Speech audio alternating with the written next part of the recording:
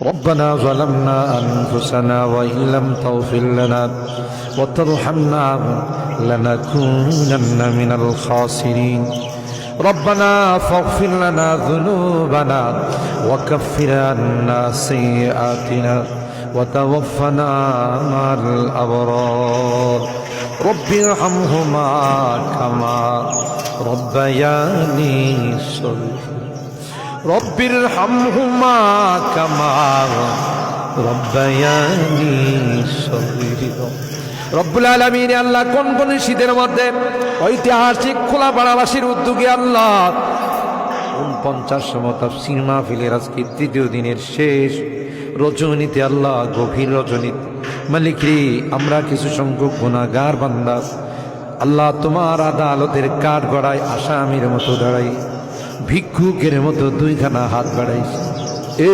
মালিক মেহেরবানি করে আমাদের জিন্দেগির গুনাহগুলো মাফ কর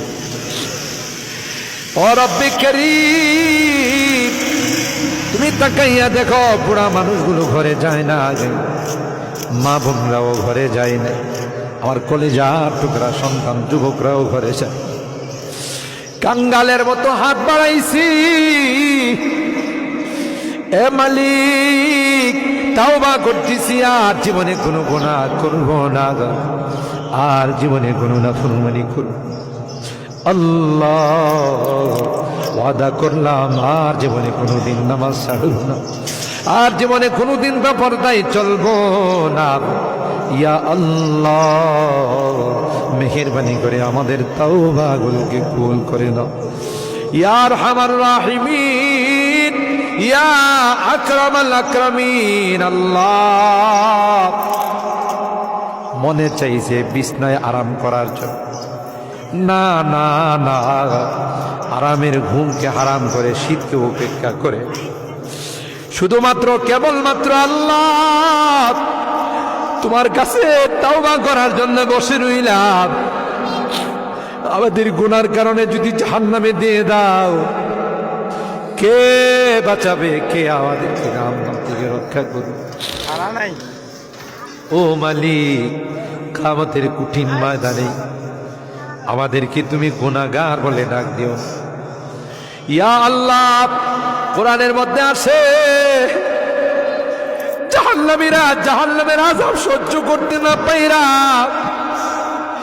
কুরুতি মিনতির সাথে কাকুতি মিনতির সাথে বলবি ইয়া মালিক লিয়াকদি আলাইনা রাব্বুক এ জাহান্নামের দারোগা মালিক ভাই আর সহ্য হয় না আর সহ্য হয় না মালিক রে কো আমাদের জন্য কোনো ফায়সালা করে দে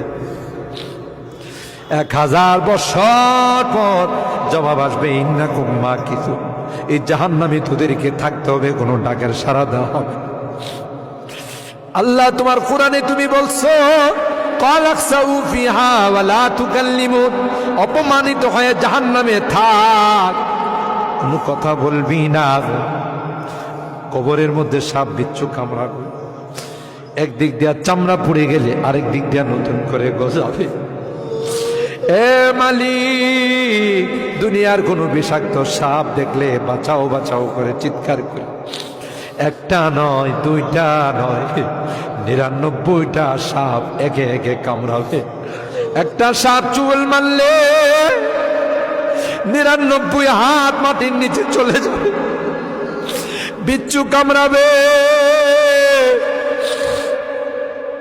আমি চতুর্দিকে বলবো বাঁচাও বাঁচাও কেউ আমার কাছেও যাবে আমার ডাক কেউ শুনবে না আল্লাহ এই জন্য আজকে চোখের পানিগুলো ছেড়ে কাঁদতেছি আল্লাহ তোমার নবী বলেছেন উম্মত গুনাহ করে যদি আল্লাহর ভয়ে জাহান্নামের ভয়ে কবরের ভয়ে যদি চোখের পানি ফেলতে পারো রে আল্লাহ পাক তোমার চোখের পানি দিয়ে জাহান্নামের আযাবকে অফ করে দিবে এ মালিক এই বুড়া মানুষগুলো কান্দে পর্দার আড়ালের মা বোনরা কান্দে আল্লাহ আমার যুবকরা কান্দে আলেম ওলামারা কান্দে তুমি যদি মাফ না করো ক্ষমা না করো কার কাছে যাব কে আমাদেরকে মাফ করবে আমাদের তো দ্বিতীয় কোনো খোদা নাই যার কাছে গিয়ে মাফ চাবো আল্লাহ মেহেরবানি করে আমাদের তাওবাগুলোকে কবুল করে নাও ইয়া রাব্বাল আলামিন। আল্লাহ আমাদের জিন্দেগীর সমস্ত গুনাহ খাতাগুলোকে মাফ করে দাও। এ আল্লাহ আমাদের তাফসীর মাহফিলকে কবুল করে নাও। এই তাফসীর মাহফিল যে মুরব্বীরা শুরু করেছিলেন, অনেক মুরব্বীরা আমাদের মাঝে নাই, অন্ধকার কবরের বাসিন্দা হয়ে গেছে, আর কোনো দিন আমাদের তাফসীর মাহফিল আসবে না। কে জানে, কে জানে আমরা যারা বসা আছি আগামী বছর এই তাফসীর মাহফিলে আসবো না জমিনের নিচে চলে যাব। ও মালিক, মালিক আল্লাহ আমাদের কেউ নাই, তুমি বিনে আমাদের কেউ নাই রে আল্লাহ। একটা মা যদি হারানো সন্তান পায়, মা বুকে নে কুলে নে চুমু খা।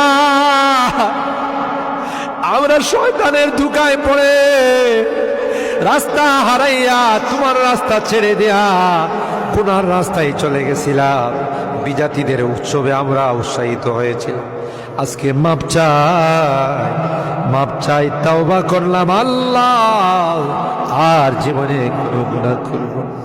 ও মালিক, এই তাফসীর মাহফিলে যারা কথা দিয়ে, পরামর্শ দিয়ে, টাকা পয়সা দিয়ে সাহায্য করেছে, আল্লাহ সকলের দানগুলোকে কবুল করে নাও ইয়া আল্লাহ। আজকে তৃতীয় দিন, আরো যে দিনগুলো আছে আল্লাহ, প্রত্যেক দিন ওলামাদের কাছ থেকে, মুফাসসিরিনদের কাছ থেকে তাফসীর শুনে যেন আমরা আমল করতে পারি।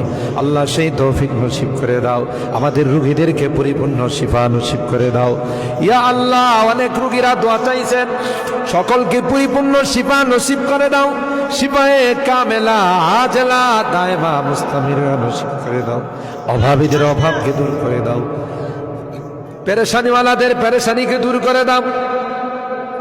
এ মালিক, মুসিবত জাদাদেরকে মুসিবত থেকে উদ্ধার করে দাও ইয়া আল্লাহ।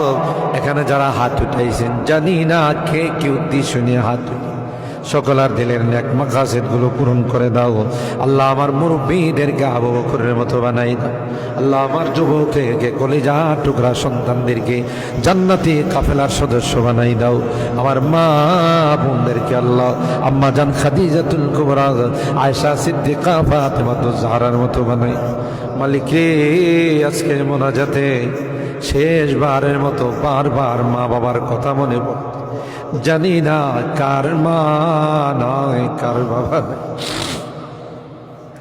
এখানে আমরা যারা হাত উঠাইছি আল্লাহ, অনেকেরই মা নাই, অনেকেরই বাবা নাই রে আল্লাহ।